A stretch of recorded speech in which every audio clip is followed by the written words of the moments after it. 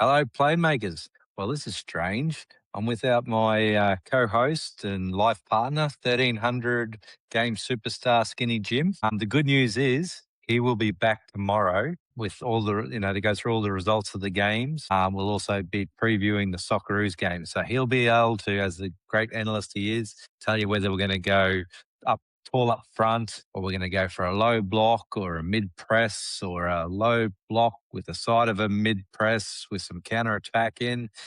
But he is the number one player and game analysis. So we'll have him back tomorrow. So tonight, what we're going to do though is we're going to go through the games from today. So here we go. How can these guys call themselves analysts? Yes. Well, what a way to start the night was England and Copa Verde. I'm going to get that name right. Maybe I don't have to now that they're out.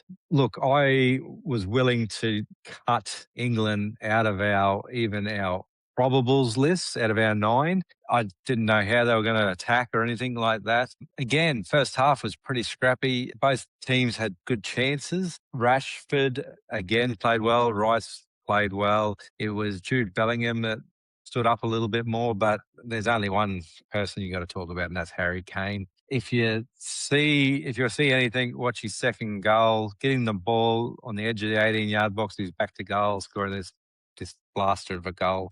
And that was the one that secured it for him. It was brilliant. He's the only one that's going to keep them alive going forward. But I wouldn't, I definitely wouldn't put them in as contenders. They're only dark horses, and possibly we can get rid of them after next game.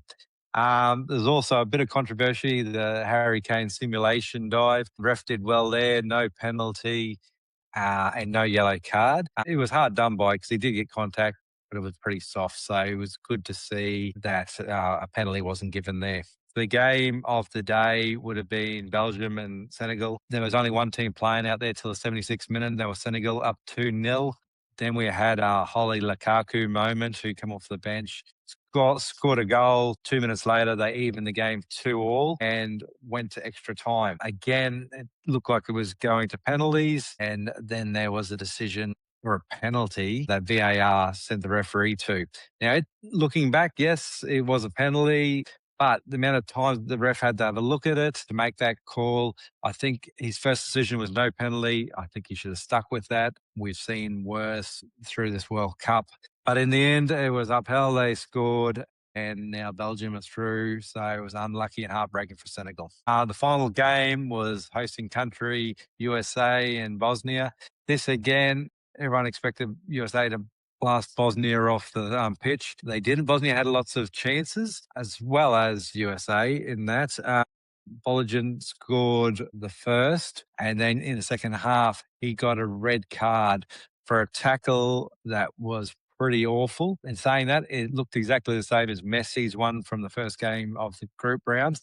But when you're Messi and the refs are probably a fan of you, it's sometimes hard to get sent off. But yes, it was a red card.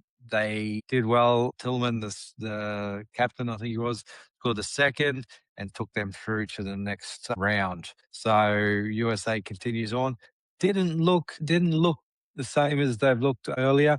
Maybe the teams are getting better. Let's see. They're still definitely one of our dark horses. Finally, tomorrow, we went through these last night. We've got Portugal and Croatia, which is going to be one of the games of 32.